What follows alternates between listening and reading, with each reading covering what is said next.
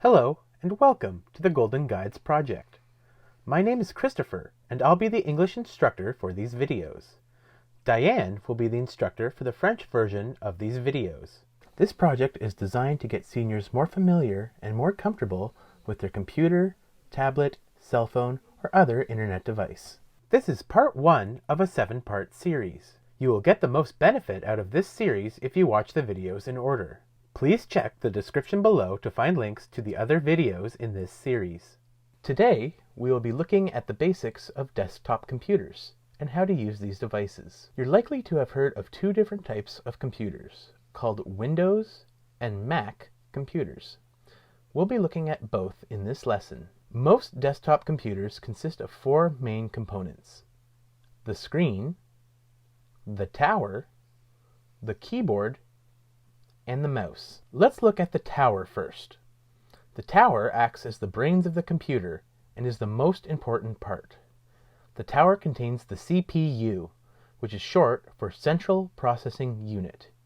It is the part of the computer that actually computes and does most of the work. The other parts of a computer are what you use to interact with the CPU. The keyboard and mouse are what we use to give instructions or information to the CPU. The screen allows us to see what instructions or information we are sending to the CPU and what information it's giving back to us. A Windows tower typically looks like this, and a Mac tower typically looks like this. Next, let's look at the screen. The screen, or monitor, acts as the face of the computer. It is what we can look at to read and identify everything that's going on with your computer. Everything the CPU processes appears on the screen. Some desktop setups, such as Apple iMacs, combine the tower and the screen into one unit. These are called all-in-one units. Below the screen, you'll find the keyboard. The keyboard is one of 2 main ways of navigating the computer. The keyboard is used for inputting text and numbers, as well as controlling certain aspects of the computer. The mouse is the other way of navigating the computer, and the one you're likely to use the most. The mouse acts like a digital version of your hand. You use it to point at and select various items that you will see on your computer screen. You can also use it to move things around on the computer screen, and some of these actions are called dragging, dropping, and scrolling. A typical mouse will have 3 parts.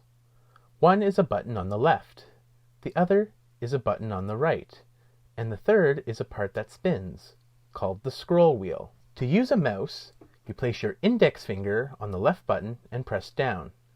This action is called a left click. To do certain things, you place your middle finger on the right button and press down. This action is called a right click.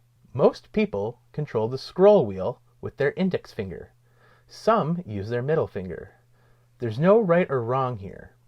Either way, you run your finger backwards or forwards on the scroll wheel to control the computer. The left click acts as your primary method of selecting things. After clicking and selecting something, you can do many things to it, such as dragging it around the screen or opening it. The right click acts as a secondary input.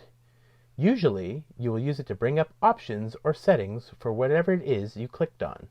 The scroll wheel, like the name implies, allows you to scroll up or down a page and view all of its contents.